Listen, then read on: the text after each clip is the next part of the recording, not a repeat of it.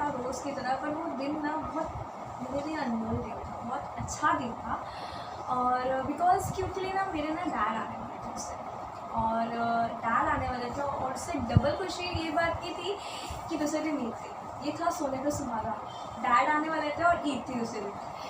पता है मेरे डैड ना से मिले मुझे शायद ही कुछ 6-7 साल हो चुके थे। बिकॉज ना मैं जब अपने डैड से मिली थी ना, या तो 1 महीने के लिए या तो 1.5 महीने के लिए। डैड आते ही थे 4 साल में एक बार, उनसे 4 साल में 5 साल में, या तो फिर बहुत देर से आते थे। और यही मतलब मेरा चल रहा था, मैं अपने डैड के इंतज़ार में ऐसे बैठी थी, और उस दिन शायद डैड आने ही वाले थे। तो मैं अपने मिरर के सामने खड़ी थी और खुद को ऐसे देख रही थी कि कल ईद है, डैड आने वाले, रेडी कैसे होना है, क्या करना है, मेहंदी लगी, क्या क्या सारे प्लान्स चल रहे थे। तो सपनों की दुनिया थी वो मेरी, सपना दिख रही थी। आज भी सपनों की दुनिया में जीती, मुझे अच्छा लगता है सपनों की दुनिया में जीना। तो मैं ऐसे बैठी थी, अचानक से ना सडनली मेरे कान में कुछ ऐसा हिलने से आवाज़ आ रही, जैसे कोई मर्मरिंग समथिंग अजीब सी आवाज़ आ रही। बाजू वाले कमरे से आवाज़ थी।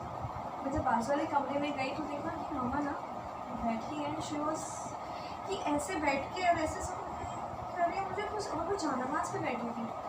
और जो मैं जब जाके ऐसे देखा मामा को, वो रो रही थी। मुझे लगा अल्लाह से बातें कर रही है तो शायद इसलिए रो रही है। ऊपर वाले से बात करते समय अक्सर अपने दिल की बात जो निकलती है हम उसमें रोते हैं। मैंने कहा ठीक है, कुछ होने के बाद मैं वहाँ से जाने के बाद अचानक से मम्मा हॉल में आई और भाइयों को उठाने लगी, उठो उठो उठो, देखो क्या ये बात सच है जो आज हमने सुना है? जो जल्दी ये पता करके और जो बात अभी सुनी गई है क्या वो सच है?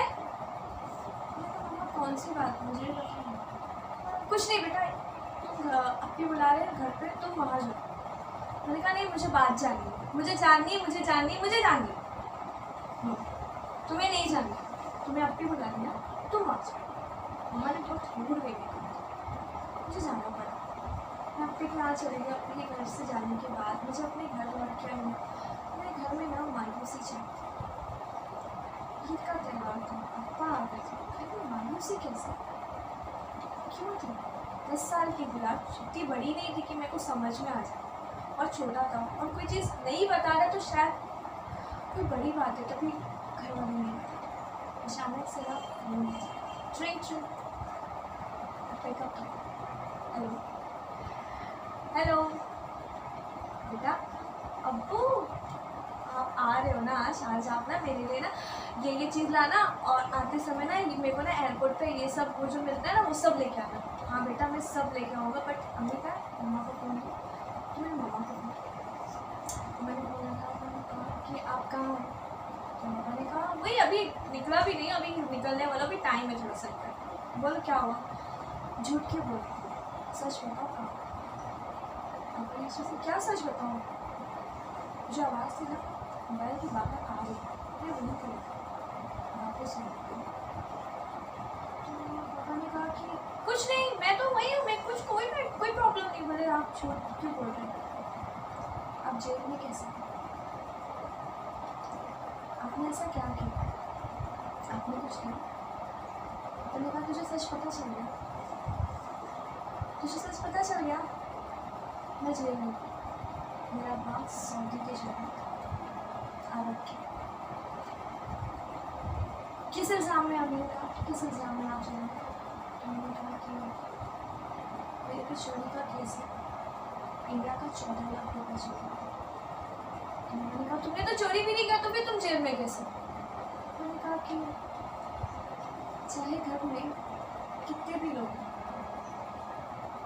इल्ज़ाम नौकर दे जाते, चाहे कुछ भी हो, ये सब मामलों में नौकर लेता है, नौकर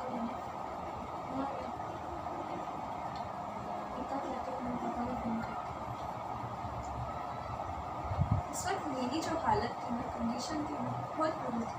मैं 10 साल की थी, पहली बार अब्बा से मिलने जा रही थी। मुझे इतना याद भी नहीं था कि मेरे अब्बा दिखते कैसे थे।